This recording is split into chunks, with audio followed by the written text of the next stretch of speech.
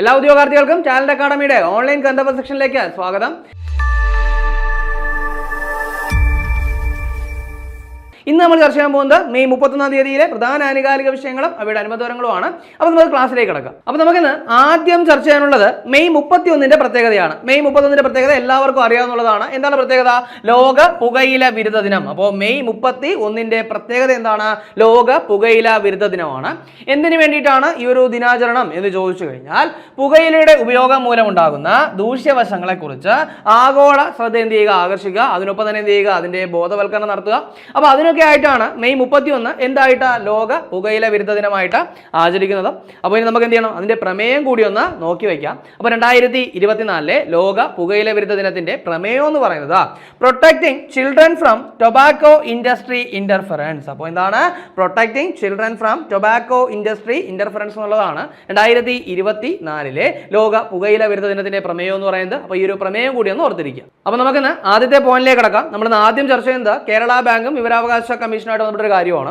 അതായത് കേരള ബാങ്ക് വിവരാവകാശ നിയമത്തിന്റെ പരിധിയിൽ വരുന്നതാണെന്നും ഈ നിയമപ്രകാരം പൊതുജനങ്ങൾക്ക് വിവരങ്ങൾ നൽകേണ്ടതുണ്ടെന്നും പ്രസ്താവിച്ച സംസ്ഥാന വിവരാവകാശ കമ്മീഷണർ ആരാണ്? അപ്പോൾ എന്താണ് ഒരു പ്രസ്താവനയുമായിട്ട് ബന്ധപ്പെട്ട കാര്യം നമ്മൾ പറഞ്ഞത്. അതായത് ഇത്രയേ ഉള്ളൂ, കേരള ബാങ്ക് എന്താണ് വിവരാവകാശ നിയമത്തിന്റെ പരിധിയിൽ വരുന്നതാണെന്നും അപ്പോൾ അതുകൊണ്ട് തന്നെ എന്താണ് പൊതുജനങ്ങൾക്ക് വിവരങ്ങൾ നൽകേണ്ടതുണ്ടെന്നും പ്രസ്താവിച്ച എന്താണ് സംസ്ഥാന വിവരാവകാശ കമ്മീഷണർ ആരെന്നാണ്. അത് KM ദിലീപ്. ആരാണ്? KM ദിലീപാണ് ഇത്തരത്തിലൊരു പ്രസ്താവന നടത്തിയത്. അപ്പോൾ അങ്ങനെയാണെങ്കിൽ കേരളത്തിലെ മുഖ്യ വിവരാവകാശ കമ്മീഷണർ ആരാണ്? അത് ഹരിനായറാണ്. ആരാണ്? ഹരിനായറാണ്. ആ കാര്യം ഓർക്കുക. അങ്ങനെയാണെങ്കിൽ കേന്ദ്ര മുഖ്യ വിവരാവകാശ കമ്മീഷണർ ആരാണ്? അത് ഹീരാലാൽ സമരിയാണ്. അപ്പോൾ ഈ രണ്ട് കാര്യം കൂടി എന്ത് ചെയ്യുക, ഇതിനൊപ്പം ഒന്ന് കണക്ട് ചെയ്ത് ഓർത്തു വയ്ക്കുക. ഇനി അടുത്ത് നമുക്ക് നോക്കാനുള്ളത് മുത്തൂറ്റ് പാപ്പച്ചൻ ഗ്രൂപ്പിന്റെ പുതിയ ബ്രാൻഡ് അംബാസിഡർ ആരാണ്? അപ്പോൾ എന്തിന്റെയാണ് മുത്തൂറ്റ് പാപ്പച്ചൻ ഗ്രൂപ്പിന്റെ പുതിയ ബ്രാൻഡ് അംബാസിഡർ ആരാണ്? അത് ഷാരൂഖ് ഖാനാണ്. ആരാണ്? ഷാരൂഖ് ഖാനാണ് മുത്തൂറ്റ് പാപ്പച്ചൻ ഗ്രൂപ്പിന്റെ പുതിയ ബ്രാൻഡ് അംബാസിഡർ. അത് നമുക്ക് നോക്കാനുള്ളത് WOAH-ഉമായിട്ട് ബന്ധപ്പെട്ട ഒരു കാര്യമാണ്. അതായത് WOAH-ന്റെ പുതിയ ഡയറക്ടർ ജനറൽ ആരാണ്? അപ്പോൾ എന്താണ് WOAH-ന്റെ പുതിയ ഡയറക്ടർ ജനറൽ ആരെന്നാണ് നമ്മൾ ചർച്ച ചെയ്യുന്നത്. അപ്പോൾ അതിന് മുന്നേ ആയിട്ട് WOAH എന്താണെന്ന് നമുക്ക് നോക്കാം. അതായത് world organisation for animal health എന്നുള്ളതാണ് WOAH-ന്റെ പൂർണ്ണരൂപം എന്ന് പറയുന്നത്. അപ്പോൾ എന്താണ് world organisation for animal health എന്നുള്ളതാണ് WOAH-ന്റെ പൂർണ്ണരൂപം. ഇതെന്ന് പറയുന്നത് 1924 രൂപീകൃതമായത്. എന്നാണ് 1924 രൂപീകൃതമായത്. ആ ഒരു കാര്യം ഓർത്തു വയ്ക്കുക. അപ്പോൾ അങ്ങനെ നോക്കുമ്പോൾ 2024 അതിന്റെ എത്രാമത് വാർഷികമാണ്? 100ാമത് വാർഷികമാണ്. ശരിക്കും പറഞ്ഞാൽ 2003 ഈ പറയുന്ന WOAH ആ ഒരു പേര് സ്വീകരിക്കുന്നത്. അപ്പോൾ ഒരു കാര്യം കൂടി ഓർക്കുക, ഇനി ഇതിൽ അംഗങ്ങൾ എന്ന് പറയുന്നത് 183 അംഗങ്ങളാണ്. അപ്പോൾ 183 അംഗങ്ങളുള്ള ഒരു ഓർഗനൈസേഷനാണ് എന്ന് പറയുന്നത് WOAH എന്ന് പറയുന്നത്. ഇന്ത്യയും അതിലൊരു അംഗമാണ്. അപ്പോൾ അതിന്റെ പുതിയ ഡയറക്ടർ ജനറൽ ആരെന്നുള്ളതാണ് അത് ഇമാനുവേല സൗബേരൻ. ആരാണ്? ഇമാനുവേല സൗബേരൻ ആണ് എന്തിന്റെ WOAH-ന്റെ പുതിയ ഡയറക്ടർ ജനറൽ എന്ന് പറയുന്നത്. 2024 മുതൽ 2029 വരെയുള്ള കാലയളവിലേക്കാണ് എന്ത് ചെയ്തിരിക്കുന്നത്, ഈ ഒരു നിയമനം നടത്തിയിരിക്കുന്നത്. അപ്പോൾ ആ ഒരു കാര്യം കൂടി എന്ത് ചെയ്യുക, ഇതിനൊപ്പം ഒന്ന് ഓർത്തു വയ്ക്കുക. അടുത്ത് നമുക്ക് നോക്കാനുള്ള point green hydrogen fuel cell സാങ്കേതിക വിദ്യ പ്രോത്സാഹിപ്പിക്കാനായിട്ട് ഇന്ത്യൻ ആർമിയുമായിട്ട് സഹകരിക്കുന്നത് ആരാണ്? അപ്പോൾ എന്താണ് ഗ്രീൻ ഹൈഡ്രജൻ ഫ്യൂൽ സെൽ സാങ്കേതിക വിദ്യ പ്രോത്സാഹിപ്പിക്കാനായിട്ട് ഇന്ത്യൻ ആർമിയുമായിട്ട് സഹകരിക്കുന്നത് ആരെന്നാണ്? അത് ഇന്ത്യൻ ഓയിൽ കോർപ്പറേഷൻ. ആരാണ്? അപ്പോൾ ഇന്ത്യൻ ഓയിൽ കോർപ്പറേഷനും ആരുമായിട്ട്? ഇന്ത്യൻ ആർമിയുമായിട്ട് സഹകരിക്കുകയാണ്. എന്തിനു വേണ്ടിയിട്ടാണെന്ന് ചോദിച്ചു കഴിഞ്ഞാൽ ഗ്രീൻ ഹൈഡ്രജൻ ഫ്യൂൽ സെൽ സാങ്കേതിക വിദ്യ എന്ത് ചെയ്യുക, പ്രോത്സാഹിപ്പിക്കുക എന്ന ലക്ഷ്യത്തോടു കൂടിയാണ് ഇവർ തമ്മിൽ എന്ത് ചെയ്യുന്നത്, സഹകരിക്കുന്നത്.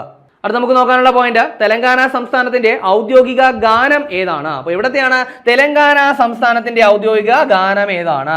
അത് ജയ ജയ ഹേ തെലങ്കാന. അപ്പോൾ വളരെ എളുപ്പമാണ്. ജയ ജയ ഹേ തെലങ്കാന എന്നുള്ളതാണ് എന്തെന്ന് പറയുന്നത് തെലങ്കാന സംസ്ഥാനത്തിന്റെ ഔദ്യോഗിക ഗാനം എന്ന് പറയുന്നത്. അപ്പോൾ ഇതുമായിട്ട് ബന്ധപ്പെട്ട് ഓർത്തു വയ്ക്കേണ്ട ഏറ്റവും പ്രധാനപ്പെട്ട കാര്യം എന്ന് പറയുന്നത് ആണ്ടേ ശ്രീ എന്ന് പറയുന്ന എഴുത്തുകാരനാണ് എന്ത് ചെയ്തത്, ഈ ഒരു ഗാനം എഴുതിയത്. അപ്പോൾ ആണ്ടേ ശ്രീ എഴുതിയ ഗാനമാണെന്ന് പറയുന്നത് ജയ ജയ ഹേ തെലങ്കാന എന്ന് പറയുന്നത്. ഇനി മറ്റൊരു പ്രധാനപ്പെട്ട കാര്യം, ഈ ഒരു ഗാനത്തിന് സംഗീതം നൽകിയത് ആരാണെന്ന് ചോദിച്ചു കഴിഞ്ഞാൽ അത് MM കീരവാണിയാണ്. ആരാണ്? MM കീരവാണിയാണ് ഈ ഒരു ഗാനത്തിന് എന്ത് ചെയ്ത് സംഗീതം നൽകിയത്. അപ്പോൾ MM കീരവാണി വളരെ പ്രധാനമായിട്ട് ഓർത്ത് വെക്കേണ്ട ഒരു പേരാണെന്ന് പറയുന്നത് MM കീരവാണി എന്ന് പറയുന്നത്. ഇദ്ദേഹവുമായിട്ട് ബന്ധപ്പെട്ട പ്രധാനപ്പെട്ട 3 കാര്യങ്ങളൊന്നും ഓർത്തു വെച്ചിരിക്കുക. ഒന്നെന്ന് പറയുന്നത് 2021 എന്താണ് നാഷണൽ ഫിലിം അവാർഡിൽ മികച്ച സംഗീത സംവിധായകനുള്ള പുരസ്കാരം നേടിയത് ആരാണ്? ഈ പറയുന്ന MM കീരവാണിയാണ്. ഏതാണ് ചിത്രം? RRR. അപ്പോൾ നമുക്ക് അറിയാവുന്നതാണ് ഈ ഒരു ചിത്രം RRR എന്ന് പറയുന്ന ചിത്രത്തിലെ എന്താണ് സംഗീത സംവിധായകൻ എന്ന് പറയുന്നത് MM കീരവാണിയാണ്. അപ്പോൾ അദ്ദേഹത്തിന് എന്ത് ചെയ്തിട്ടുണ്ട് 2021 എന്താണ് നാഷണൽ ഫിലിം അവാർഡിൽ മികച്ച എന്താണ് സംഗീത സംവിധായകനുള്ള പുരസ്കാരം ലഭിച്ചു. ഇനി അതുപോലെ തന്നെ 2023 ഓസ്കാറിൽ, അതായത് 95ാമത് ഓസ്കാർ. അപ്പോൾ അതിലെന്താണ് ആ ഒരു എന്താണ് ഒറിജിനൽ സോങ്ങിനുള്ള അവാർഡ് ഏതിന്? നാട്ടു നാട്ടു എന്ന് പറയുന്ന ഗാനത്തിന് ലഭിച്ചിട്ടുണ്ടായിരുന്നു. അപ്പോൾ ആ ഗാനത്തിന്റെ സംഗീത സംവിധായകൻ ആരാണ്? MM കീരവാണിയാണ്. ഇനി അതുപോലെ തന്നെ അദ്ദേഹത്തിന് ഗോൾഡൻ ഗ്ലോബ് പുരസ്കാരം ലഭിച്ചിട്ടുണ്ടായിരുന്നു. 2023 ഗോൾഡൻ ഗ്ലോബ് പുരസ്കാരം ലഭിച്ചിട്ടുണ്ടായിരുന്നു. അപ്പോൾ ആ കാര്യങ്ങളൊക്കെ എന്ത് ചെയ്യുക, വളരെ ക്ലിയർ ആയിട്ടൊന്ന് ഓർത്തു വെച്ചിരിക്കുക.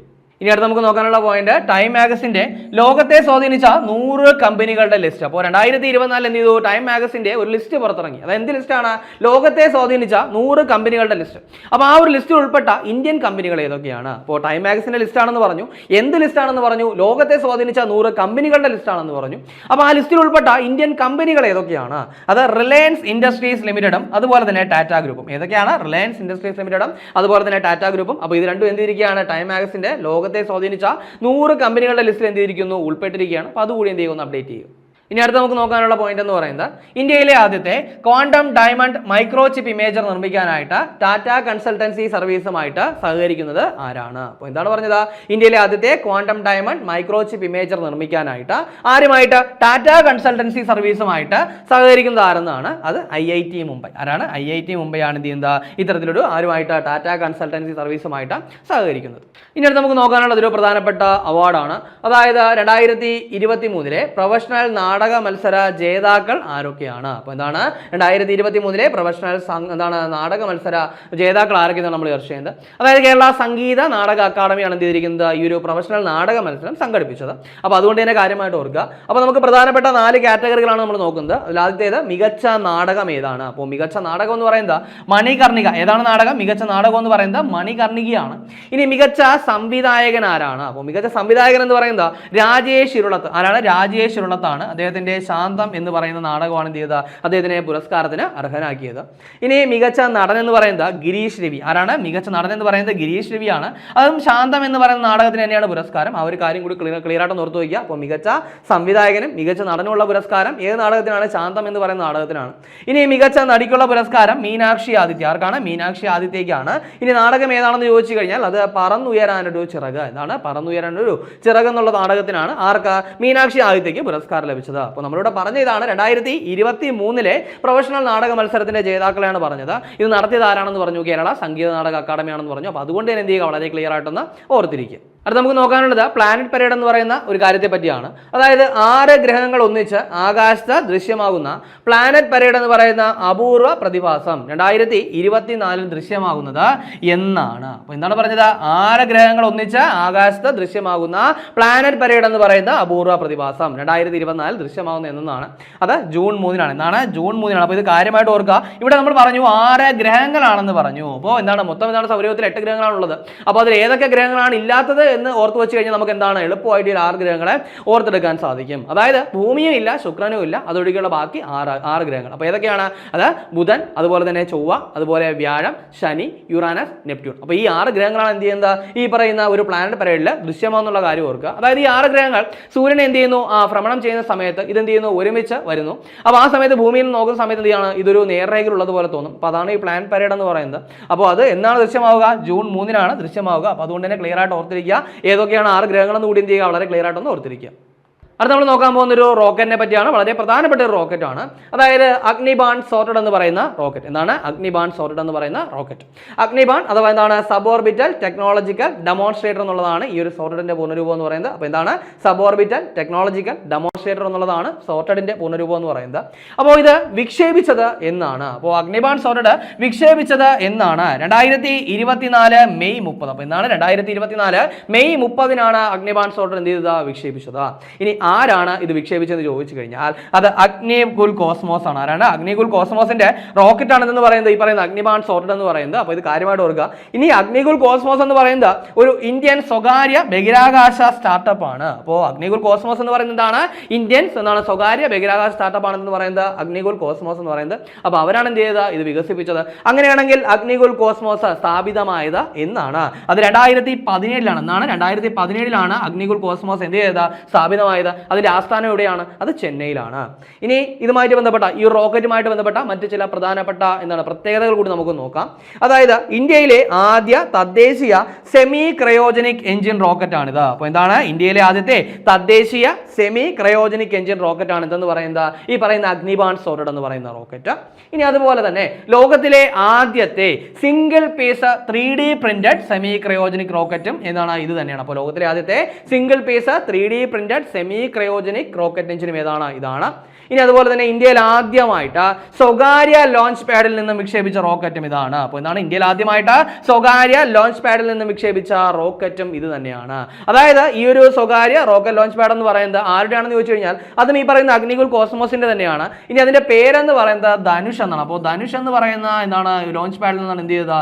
ഇത് വിക്ഷേപിച്ചത്. അപ്പോൾ ധനുഷ് എന്ന് പറയുന്ന ലോഞ്ച് പാഡിൽ നിന്നാണ് വിക്ഷേപിച്ചത്. അപ്പോൾ ഈ പ്രത്യേകത കാര്യമായിട്ട് ഓർക്കുക. ഇന്ത്യയിൽ ആദ്യമായിട്ട് സ്വകാര്യ ലോഞ്ച് പാഡിൽ നിന്ന് വിക്ഷേപിച്ച റോക്കറ്റാണ് ഈ പറയുന്നത് എന്തെന്ന് പറയുന്നത് അഗ്നിബാൺ സോർഡ് എന്ന് പറയുന്ന റോക്കറ്റ്. അപ്പോൾ അത് ക്ലിയർ ആയിട്ട് ഓർക്കുക.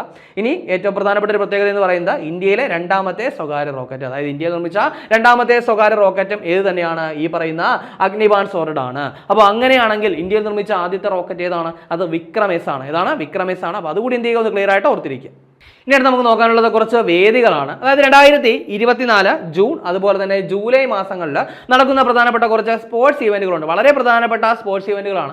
അപ്പോൾ നമുക്ക് ഓൾറെഡി നമ്മൾ അതിന്റെ വേദികളൊക്കെ ചർച്ച ചെയ്തിട്ടുണ്ടെങ്കിൽ നമുക്ക് എന്ത് ചെയ്യാം? ഒരുമിച്ച് അതിന്റെ വേദികളൊന്ന് ഓർത്തെടുക്കാൻ ശ്രമിക്കാം. അതായത് യുഎഫ ചാമ്പ്യൻസ് ലീഗ് ഫൈനൽ 2024. അപ്പോൾ 2024 യുഎഫ ചാമ്പ്യൻസ് ലീഗ് ഫൈനൽ നടക്കുകയാണ്. അത് വെംബ്ലി സ്റ്റേഡിയം, ഇംഗ്ലണ്ടിലെ വെംബ്ലി സ്റ്റേഡിയത്തിലാണ് എന്ത് ചെയ്യുന്നത്? ഇത് നടക്കുന്നത്. ഇനി അതിന്റെ ഫൈനലിൽ ഏറ്റുമുട്ടുന്ന ആരൊക്കെയാണെന്ന് ചോദിച്ചു കഴിഞ്ഞാൽ അത് റയൽ മാഡ്രിഡും അതുപോലെ തന്നെ ബൊറൂസിയ ഡോർട്ട്മുണ്ടുമാണ്. അപ്പോൾ ഈ രണ്ട് കാര്യം വളരെ ക്ലിയർ ആയിട്ട് ഓർത്തിരിക്കുക. ഇത് കഴിയുന്ന സമയത്ത് നമുക്ക് എന്ത് ചെയ്യാം? അതുമായി ഡീറ്റെയിൽ ആയിട്ട് തന്നെ ചർച്ച ചെയ്യാം.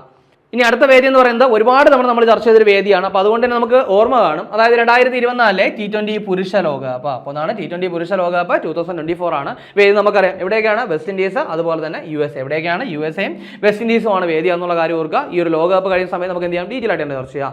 ഇനി യൂറോ കപ്പ് 2024. എന്താണ്? യൂറോ കപ്പ് 2024 ആണ്. അത് ജർമ്മനിയിൽ വെച്ചാണ് നടക്കുന്നത്. അപ്പോൾ 2024 യൂറോ കപ്പിന്റെ വേദി ജർമ്മനിയാണ്. അതുപോലെ തന്നെ 2024 കോപ്പ അമേരിക്കയുടെ വേദി എവിടെയാണ്? US ആണ്. അപ്പോൾ എന്താണ്? US ആണ് 2024 കോപ്പ അമേരിക്കയുടെ വേദി. അത് ഓർക്കുക. ഇനി ഒളിമ്പിക്സ് 2024 ഒളിമ്പിക്സിന്റെ വേദി എവിടെയാണ്? പാരീസ് ആണ്. നമുക്കറിയാവുന്ന കാര്യമാണ്. അപ്പോൾ അതുകൂടി എന്ത് ചെയ്യുക? ഒന്ന് ഓർത്തുവരിക്കുക. ഇനി അതുപോലെ തന്നെ ഏറ്റവും പ്രധാനപ്പെട്ട ഒരു കാര്യം എന്ന് പറയുന്നത് ഈ പറയുന്ന യൂറോ കപ്പിലെയും അതുപോലെ തന്നെ കോപ്പ അമേരിക്കയിലെയും ജേതാക്കൾ തമ്മിലാണ് എന്തിൽ ഏറ്റുമുട്ടുന്നത്? ഫൈനലിസ്റ്റും ആ പോരാട്ടത്തിൽ ഏറ്റുമുട്ടുന്നത്. അപ്പോൾ ആ ഒരു കാര്യം കൂടി എന്ത് ചെയ്യുക? ജസ്റ്റ് ഇതിനൊപ്പം ഒന്ന് ഓർത്തിരിക്കുക.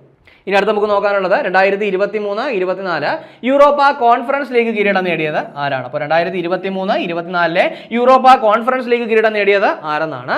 അത് ഒളിമ്പിയാക്കോസ്. ആരാണ്? ഒളിമ്പിയാക്കോസ് ആണ് കിരീടം നേടിയത്. അപ്പോൾ ഓർത്തിരിക്കുക. 2023-24 യൂറോപ്പ കോൺഫറൻസ് ലീഗ് കിരീടം നേടിയത് ആരാണ്? അത് ഒളിമ്പിയാക്കോസ് ആണ്. ഈ ഒരു കിരീടം നേട്ടം കൂടി ഓർക്കുക. ഇനി അടുത്ത് നമുക്ക് നോക്കാനുള്ളത് T20 റാങ്കിംഗ് ആണ്. അതായത് 2024 പുരുഷ T20 ലോകകപ്പിന് മുമ്പേ തന്നെ എന്ത് ചെയ്തിരിക്കുകയാണ്? ഈ ഒരു റാങ്കിംഗ് അപ്ഡേറ്റ് ചെയ്ത് വന്നിരിക്കുകയാണ്. അപ്പോൾ നമുക്ക് ആ ഒരു റാങ്കിംഗ് നോക്കാം. ഈ റാങ്കിംഗ് പ്രകാരം പുരുഷ T20 റാങ്കിങ്ങിൽ ഒന്നാം സ്ഥാനത്തുള്ള ടീം ഏതെന്നാണ്? അത് ഇന്ത്യയാണ്. അപ്പോൾ ഒന്നാം സ്ഥാനത്ത് ആരാണ്? ഇന്ത്യയാണ്. ഇത് ക്ലിയർ ആയിട്ടൊന്ന് ഓർത്തിരിക്കുക. ഇനി രണ്ടാം സ്ഥാനത്ത് ആരാണെന്ന് ചോദിച്ചു കഴിഞ്ഞാൽ രണ്ടാം സ്ഥാനത്ത് ഓസ്ട്രേലിയ ആണ്. അപ്പോൾ രണ്ടാം സ്ഥാനത്ത് ഓസ്ട്രേലിയ ആണെന്ന് ഓർക്കുക. മൂന്നാം സ്ഥാനത്ത് ആരാണ്? ഇംഗ്ലണ്ട് ആണെന്ന് ഓർക്കുക. ഈ ഒരു കാര്യം ക്ലിയർ ആയിട്ട് ഓർക്കുക. ഇനി അതുപോലെ തന്നെ ഈ ഒരു പുരുഷ T20 റാങ്കിങ്ങിൽ ഏറ്റവും മികച്ച ബാറ്റർമാരുടെ ആ ഒരു ടേബിൾ ഒന്നാം സ്ഥാനത്തുള്ളത് സൂര്യകുമാർ യാദവ് ആണെന്നുള്ള കാര്യം കൂടി ഒന്ന് ഓർത്തിരിക്കും. അടുത്ത നമുക്ക് നോക്കാനുള്ളത് ഒരു പ്രധാനപ്പെട്ട വിയോഗമാണ്. അതായത് 2024 മെയ്യിൽ അന്തരിച്ച പ്രശസ്ത കനേഡിയൻ സിനിമാ നിർമ്മാതാവ് ആരാണ്? അപ്പോൾ 2024 മെയ്യിൽ അന്തരിച്ച പ്രശസ്ത കനേഡിയൻ സിനിമാ നിർമ്മാതാവ് ആരെന്നാണ്? അത് ആൽബർട്ട് എസ് റെഡ്ഡി. ആരാണ്? ആൽബർട്ട് എസ് റെഡ്ഡി ആണ്. അപ്പോൾ ഈ ഒരു കാര്യം കൂടി ഓർക്കുക. ഇനി നമുക്ക് ചർച്ച ചെയ്ത പോയിന്റ് ഒന്നുകൂടി നോക്കാം. ആദ്യം നമ്മൾ പറഞ്ഞ എന്താണ്? കേരള ബാങ്കും വിവരാവകാശ കമ്മീഷനുമായിട്ട് ബന്ധപ്പെട്ട ഒരു കാര്യമാണ്. അതായത് കേരള ബാങ്ക് വിവരാവകാശ നിയമത്തിന്റെ പരിധിയിൽ വരുന്നതാണെന്നും അപ്പോൾ അതുകൊണ്ട് തന്നെ എന്താണ്? പൊതുജനങ്ങൾക്ക് വിവരങ്ങൾ നൽകേണ്ടതുണ്ടെന്നും പ്രസ്താവിച്ച സംസ്ഥാന വിവരാവകാശ കമ്മീഷണർ ആരെന്നാണ്? അത് KM ദിലീപ് ആണ്. ഓർക്കുക. KM ദിലീപ് ആണ് ഇത്തരത്തിലൊരു വിധി പ്രസ്താവിച്ചത്. ഇനി അതിനുശേഷം പറഞ്ഞ എന്താണ്? മുത്തൂറ്റ് പാപ്പച്ചൻ ഗ്രൂപ്പിന്റെ പുതിയ ബ്രാൻഡ് അംബാസിഡർ ആരാണെന്ന് പറഞ്ഞു? അത് ഷാരൂഖ് ഖാൻ ആണെന്ന് പറഞ്ഞു. ഇനി അതിനുശേഷം WOH അഥവാ വേൾഡ് ഓർഗനൈസേഷൻ ഫോർ എന്താണ്? Animal health. അപ്പോൾ അതിന്റെ പുതിയ ഡയറക്ടർ ജനറൽ ആരെന്നാണ്? അതാരാണ്? ഇമാനുവേല സൗബേറാൻ. ആരാണ്? ഇമാനുവേല സൗബേറാൻ ആണെന്ന് പറഞ്ഞു. അപ്പോൾ ഇത് ക്ലിയർ ആയിട്ടൊന്ന് ഓർത്തിരിക്കുക. ഇനി അതിനുശേഷം പറഞ്ഞ എന്താണ്? ഇന്ത്യൻ ഓയിൽ കോർപ്പറേഷനും അതുപോലെ തന്നെ ഇന്ത്യൻ ആർമിയുമായിട്ട് സഹകരിക്കുന്ന കാര്യം പറഞ്ഞു. എന്തിനു വേണ്ടിയിട്ടാണ് സഹകരിക്കുന്നത് പറഞ്ഞത്? ഗ്രീൻ ഹൈഡ്രജൻ ഫ്യൂവൽ സെല്ല് സാങ്കേതിക വിദ്യ പ്രോത്സാഹിപ്പിക്കാൻ വേണ്ടിയിട്ടാണ് ഇവർ തമ്മിൽ എന്ത് ചെയ്യുന്നത്? സഹകരിക്കുന്നത്. ഇനി അതിനുശേഷം പറഞ്ഞതാണ് തെലങ്കാന സംസ്ഥാനത്തിന്റെ ഔദ്യോഗിക ഗാനം ഏതാണെന്ന് പറഞ്ഞു. എന്താണ് ഔദ്യോഗിക ഗാനം? ജയ ജയ ഹേ തെലങ്കാന. എന്താണ്? ജയ ജയ ഹേ തെലങ്കാന എന്നുള്ളതാണ് ഇവിടുത്തെ തെലങ്കാനയുടെ ഔദ്യോഗിക ഗാനം എന്ന് പറയുന്നത്. ഓർത്തിരിക്കാൻ വളരെ എളുപ്പമാണ് ഈ കാര്യം. അപ്പോൾ അതുകൊണ്ട് തന്നെ ഓർക്കുക. ഇനി അതിനുശേഷം പറഞ്ഞ എന്താണ്? ടൈം മാഗസിന്റെ എന്താണ് ഒരു ലിസ്റ്റ് പറഞ്ഞു. എന്ത് ലിസ്റ്റാണ്? ലോകത്തെ സ്വാധീനിച്ച 100 കമ്പനികളുടെ ലിസ്റ്റ് ആണെന്ന് പറഞ്ഞു. അതിൽ ഉൾപ്പെട്ട ഇന്ത്യൻ കമ്പനികൾ ഏതൊക്കെയാണെന്ന് പറഞ്ഞു. ഏതൊക്കെയാണ്? അത് റിലയൻസ് ഇൻഡസ്ട്രീസ് ലിമിറ്റഡും അതുപോലെ തന്നെ ടാറ്റ ഗ്രൂപ്പുമാണ്. ഇനി അതിനുശേഷം പറഞ്ഞ എന്താണ്? ഇന്ത്യയിലെ ആദ്യത്തെ quantum diamond micro chip imager നിർമ്മിക്കാനായിട്ട് ആരുമായിട്ട്? ടാറ്റ കൺസൾട്ടൻസി സർവീസുമായിട്ട് സഹകരിക്കുന്ന ആരാണെന്ന് ചോദിച്ചു കഴിഞ്ഞാൽ ആരാണ്? അത് IIT മുംബൈ ആണ്. അതിനുശേഷം നമ്മൾ പറഞ്ഞ പോയിന്റ് എന്തായിരുന്നു? ഒരു അവാർഡാണ്. അതായത് 2023 എന്താണ് പ്രൊഫഷണൽ നാടക മത്സര ജേതാക്കളെ പ്രഖ്യാപിച്ചിരിക്കുകയാണ്. അപ്പോൾ ഇത് ആര് സംഘടിപ്പിച്ച പരിപാടിയാണ്? കേരള സംഗീത നാടക അക്കാദമിയാണ് എന്ത് ചെയ്തത്? ഈ പറയുന്ന പ്രൊഫഷണൽ നാടക മത്സരം സംഘടിപ്പിച്ചത്. അപ്പോൾ അതിലെ പ്രധാനപ്പെട്ട 4 കാറ്റഗറികൾ പറഞ്ഞു. അതായത് മികച്ച നാടകം ഏതാണ്? മണികർണികയാണ് മികച്ച നാടകം. മികച്ച സംവിധായകൻ ആരാണ്? രാജേഷ് ഇരുളത്താണ് മികച്ച സംവിധായകൻ. ഇനി മികച്ച നടൻ പറഞ്ഞു. ആരാണ്? ഗിരീഷ് രവിയാണ്. അതുപോലെ തന്നെ മികച്ച നടി മീനാക്ഷി ആദിത്യാണെന്ന് പറഞ്ഞു. അപ്പോൾ ഈ 4 അവാർഡുകൾ എന്ത് ചെയ്യുക? കാര്യമായിട്ട് ഓർക്കുക. ഇനി അതിനുശേഷം പറഞ്ഞ എന്താണ്? അഗ്നിബാൻ സ്വർണ്ണുമായിട്ട് ബന്ധപ്പെട്ട പ്രധാനപ്പെട്ട കാര്യങ്ങളാണ് പറഞ്ഞത്. അതിന്റെ വിക്ഷേപണ തീയതി എന്നാണെന്ന് പറഞ്ഞു? 2024 മെയ് 30 പറഞ്ഞു. ആരാണ് വികസിപ്പിച്ചതെന്ന് പറഞ്ഞു? ആരാണ്? അഗ്നികുൽ കോസ്മോസ് ആണ് വികസിപ്പിച്ചതെന്ന് പറഞ്ഞു. ഇതിന്റെ മറ്റു ചില പ്രത്യേകതകൾ പറഞ്ഞു. എന്തൊക്കെയാണ് പറഞ്ഞത്? ഇന്ത്യയിലെ ആദ്യ തദ്ദേശീയ സെമി ക്രയോജനിക് എഞ്ചിൻ റോക്കറ്റ് ആണെന്ന് പറഞ്ഞു. ഇനി അതുപോലെ തന്നെ ലോകത്തിലെ ആദ്യത്തെ single piece 3D printed semi cryogenic rocket engine ആണെന്ന് പറഞ്ഞു. അതുപോലെ തന്നെ ഇന്ത്യയിൽ ആദ്യമായിട്ട് സ്വകാര്യ ലോഞ്ച് പാഡിൽ നിന്ന് വിക്ഷേപിച്ച റോക്കറ്റ് ആണെന്ന് പറഞ്ഞു. അപ്പോൾ ഈ 3 പ്രത്യേകതകൾ എന്ത് ചെയ്യുക? ഒരു പക്ഷേ വരാനിരിക്കുന്ന പരീക്ഷയ്ക്കൊക്കെ പ്രതീക്ഷിക്കാവുന്ന ഒരു ചോദ്യമാണിത്. അപ്പോൾ അതുകൊണ്ട് തന്നെ ഓർക്കുക. ഇനി അതുപോലെ തന്നെ ഇന്ത്യയിലെ 2ാമത്തെ സ്വകാര്യ റോക്കറ്റ് ആണെന്ന് പറഞ്ഞു. അപ്പോൾ അതുകൂടി എന്ത് ചെയ്യാവുന്ന ഓർത്തിരിക്കും. അതിനുശേഷം നമ്മൾ പറഞ്ഞത് പ്ലാനറ്റ് പരേഡിനെ പറ്റിയാണ്. അതായത് പ്ലാനറ്റ് പരേഡ് എന്ന് പറയുന്ന പ്രതിഭാസം 2024 ജൂൺ 3 എന്ത് ചെയ്യും? ദൃശ്യമാകുമെന്ന് നമ്മൾ പറഞ്ഞു. അതായത് 6 ഗ്രഹങ്ങൾ ഒന്നിച്ച് ആകാശത്ത് ദൃശ്യമാകുന്ന എന്താണ് പ്ലാനറ്റ് പരേഡ് എന്ന് പറയുന്ന പ്രതിഭാസമാണിത്. അപ്പോൾ ഇതിൽ എന്താണ് ഉൾപ്പെടുന്ന ഗ്രഹങ്ങൾ ഏതൊക്കെയാണെന്ന് നമ്മൾ പറഞ്ഞു. അതായത് ചുരുക്കി പറഞ്ഞാൽ എന്താണ്? ഭൂമിയും ശുക്രനും ഒഴികെയുള്ള ബാക്കി ഗ്രഹങ്ങളെല്ലാം എന്തിലുണ്ട്? ഈ ഒരു പ്ലാനറ്റ് പരേഡിലുണ്ട്. അപ്പോൾ അതുകൊണ്ട് തന്നെ കാര്യമായിട്ട് ഓർക്കുക. ഇനി അതിനുശേഷം എന്ത് പറഞ്ഞു? ICC T20 ലോകകപ്പിന് മുമ്പായിട്ട് ICC എന്ത് ചെയ്തിരിക്കുകയാണ്? പുരുഷ T20 റാങ്ക് അപ്ഡേറ്റ് ചെയ്തിരിക്കുകയാണ്. അപ്പോൾ അതിൽ ഇന്ത്യയുടെ സ്ഥാനം എത്രയാണ്? 1ാം സ്ഥാനത്താണ് നമ്മൾ പറഞ്ഞു. അതുപോലെ തന്നെ ബാറ്റർമാരുടെ റാങ്കിൽ ആരുണ്ട്? സൂര്യകുമാർ യാദവ് 1ാം സ്ഥാനത്തുണ്ട്. നമ്മൾ എന്ത് ചെയ്തിട്ടുണ്ടായിരുന്നു? ചർച്ച ചെയ്തിട്ടുണ്ടായിരുന്നു. അതിനുശേഷം പറഞ്ഞത് പ്രധാനപ്പെട്ട കുറച്ച് ഈവന്റുകളാണ്. 2024 ജൂൺ ജൂലൈ മാസങ്ങളിൽ നടക്കുന്ന പ്രധാനപ്പെട്ട കുറച്ച് ഈവന്റുകളും അതിന്റെ വേദികളും പറഞ്ഞു. ഓൾറെഡി നമ്മൾ ചർച്ച ചെയ്താണെങ്കിലും എന്ത് ചെയ്യുക? ഒന്നുകൂടി ഓർത്ത് വയ്ക്കുക. UEFA ചാമ്പ്യൻസ് ലീഗിന്റെ ഫൈനൽ 2024 ജൂണിലാണ്. അപ്പോൾ അതിന് വേദിയാവുന്നത് വെംബ്ലി സ്റ്റേഡിയം, ഇംഗ്ലണ്ടാണ്. ഇനി അതുപോലെ തന്നെ എന്താണ് റയൽ മാഡ്രിഡും ബൊറൂസിയ ഡോർട്ട്മുണ്ടും തമ്മിലാണ് നടക്കുന്നത് നമ്മൾ ചർച്ച ചെയ്തു. അതിനുശേഷം പറഞ്ഞത് പുരുഷ T20 ലോകകപ്പാണ് 2024. വേദി എവിടെയാണ്? USA west Indies. Euro cup 2024 എവിടെയാണ്? ജർമ്മനിയാണ്. അതുപോലെ തന്നെ കോപ്പ അമേരിക്ക 2024 എവിടെയാണ്? US ആണ്. അതുപോലെ തന്നെ പാരീസ് ഒളിമ്പിക്സ് നമുക്കറിയാം 2024 ഒളിമ്പിക്സ് എവിടെയാണ്? പാരീസിലാണ്. അപ്പോൾ ഇത്രയും കാര്യം ക്ലിയർ ആയിട്ട് ഓർത്തിരിക്കുക. ഈ ഓരോ ഈവന്റും കഴിഞ്ഞ സമയം നമുക്ക് എന്ത് ചെയ്യാം? വളരെ ഡീറ്റെയിൽ ആയിട്ട് തന്നെ അത് ചർച്ച ചെയ്യാം. അതിനുശേഷം പറഞ്ഞെന്തായിരുന്നു? 2023-24 യൂറോപ്പ കോൺഫറൻസ് ലീഗ് കിരീടമാണ്. അത് നേടിയത് ആരാണെന്ന് പറഞ്ഞു? ആരാണ്? ഒളിമ്പിയാക്കോസ് ആണെന്ന് പറഞ്ഞു. ഇനി അതിനുശേഷം ഒരു വിയോഗം കൂടി ചർച്ച ചെയ്തു. 2024 മെയ്യിൽ അന്തരിച്ച എന്താണ് പ്രശസ്ത കനേഡിയൻ സിനിമാ നിർമ്മാതാവ്. അദ്ദേഹത്തിന്റെ പേരെന്ന് പറയുന്നത് ആൽബർട്ടസ് റെഡ്ഡി. ആരാണ്? ആൽബർട്ടസ് റെഡ്ഡിയാണ്. അപ്പോൾ ഇത്രയും കാര്യം എന്ത് ചെയ്യുക? വളരെ ക്ലിയർ ആയിട്ടൊന്ന് ഓർത്തിരിക്കും. ഇനി കഴിഞ്ഞ ക്ലാസ്സുമായി ബന്ധപ്പെട്ട 2 ചോദ്യങ്ങൾ നൽകുകയാണ്. അതിന് ഉത്തരം കൂടി കമന്റ് ചെയ്യുക. ആദ്യത്തെ ചോദ്യം, കുടുംബശ്രീ സംസ്ഥാന കലോത്സവം അരങ്ങ് 2024 വേദി എവിടെയെന്നാണ് ചോദ്യം. Option C Alappuzha, B Kollam, C Thrissur, option D Kasaragod. അപ്പോൾ ഇതിന്റെ ശരി ഉത്തരം കമന്റ് ചെയ്യുക. രണ്ടാമത്തെ ചോദ്യം, 2024 പാരീസ് ഒളിമ്പിക്സിൽ ബോക്സിംഗിൽ സ്വർണ്ണമെഡൽ നേടുന്നവർക്ക് ഇന്റർനാഷണൽ ബോക്സിംഗ് അസോസിയേഷൻ പ്രഖ്യാപിച്ച സമ്മാനത്തുക എത്രയെന്നാണ് ചോദ്യം. Option A $10,000, option B $1,00,000, option C $25,000, option D $50,000. അപ്പോൾ ഇതിന്റെ ശരി ഉത്തരം കമന്റ് ചെയ്യുക. ഇനി കഴിഞ്ഞ ക്ലാസ് നൽകിയിരുന്ന 2 ചോദ്യങ്ങളുടെ ഉത്തരം കൂടി നോക്കാം. ആദ്യത്തെ ചോദ്യം, 2023 UN മിലിറ്ററി ജെൻഡർ അഡ്വക്കേറ്റ് പുരസ്കാരം നേടിയ ഇന്ത്യക്കാരി ആരെന്നാണ് ചോദ്യം. Option A Suman Gawani, B Radhika Sen, option C Mithali Madhumita, option D Sofiya Qureshi. അപ്പോൾ ഇതിന്റെ ശരി ഉത്തരം ഏതാണ്? ഓപ്ഷൻ ബി ആണ്, രാധിക സെൻ ആണ് 2023 UN മിലിറ്ററി ജെൻഡർ അഡ്വക്കേറ്റ് പുരസ്കാരം നേടിയത്. ഇനി 2019 പുരസ്കാരം നേടിയ ആളെ കൂടി നമ്മൾ ചർച്ച ചെയ്തിട്ടുണ്ടായിരുന്നു. ആരാണ്? അത് സുമൻ ഗവാനിയാണ്. 2019 പുരസ്കാരം ആർക്കായിരുന്നു? അത് സുമൻ ഗവാനിക്കാണ്. അപ്പോൾ ആ ഒരു കാര്യം കൂടി എന്ത് ചെയ്യാമെന്ന് ഓർത്തിരിക്കുക. ഇനി രണ്ടാമത്തെ ചോദ്യം, 2024 ഏത് ഇന്ത്യൻ പ്രധാനമന്ത്രിയുടെ 60ാം ചരമവാർഷികമാണ് ആചരിക്കപ്പെട്ടത്? അപ്പോൾ option A Indira Gandhi, B Lal Bahadur Shastri, option C Jawaharlal Nehru, option D Gulzarilal Nanda. അപ്പോൾ ഇതിന്റെ ശരി ഉത്തരം ഏതാണ്? ഓപ്ഷൻ സി ആണ്. ജവഹർലാൽ നെഹ്റുവിന്റെ എത്രാമത് 60ാം ചരമവാർഷികമാണ് 2024 ആചരിക്കപ്പെട്ടെന്നുള്ള കാര്യം എന്ത് ചെയ്യുക? വളരെ ക്ലിയർ ആയിട്ട് എന്ത് ചെയ്യുക? ഒന്ന് ഓർത്തിരിക്കുക. ഇനി അതുപോലെ തന്നെ അദ്ദേഹം അന്തരിച്ചത് എന്നാണ്? അത് 1964. അപ്പോൾ 1964 ജവഹർലാൽ നെഹ്റു അന്തരിച്ചത്. എന്നാണ് അദ്ദേഹം ജനിച്ചതെന്ന് ചോദിച്ചു കഴിഞ്ഞാൽ എന്നാണ്? അത് 1889. അപ്പോൾ 1889 ജവഹർലാൽ നെഹ്റു ജനിച്ചത്. അപ്പോൾ ഈ കാര്യം കൂടി ഓർത്തിരിക്കുക. അപ്പോൾ നമ്മൾ ചർച്ച ചെയ്ത ചോദ്യങ്ങളും അതിൻ്റെ ഉത്തരങ്ങളും അതുപോലെ ചർച്ച ചെയ്ത പോയിന്റുകളും മനസ്സിലായെന്ന് വിചാരിക്കുന്നു. വളരെ കാര്യമായിട്ട് നല്ലതുപോലെ തന്നെ ഡെയിലി കണ്ടന്റ് അപ്ഡേറ്റ് തന്നെ പോവുക, നല്ലപോലെ വർക്ക് ചെയ്യുക, എത്രയും പെട്ടെന്ന് ഒരു ജോലി നേടിയെടുക്കുക. മെയ് 31 തീയതിയിലെ പ്രധാന ആനുകാലിക വിഷയങ്ങളാണ് നമ്മൾ ചർച്ച ചെയ്ത് കഴിഞ്ഞത്. അപ്പോൾ ഈ ചർച്ച ചെയ്ത പോയിന്റുകളൊക്കെ മനസ്സിലായെന്ന് വിചാരിക്കുന്നു. മറ്റൊരു ക്ലാസ്സുമായി നമുക്ക് അടുത്ത ദിവസം കാണാം.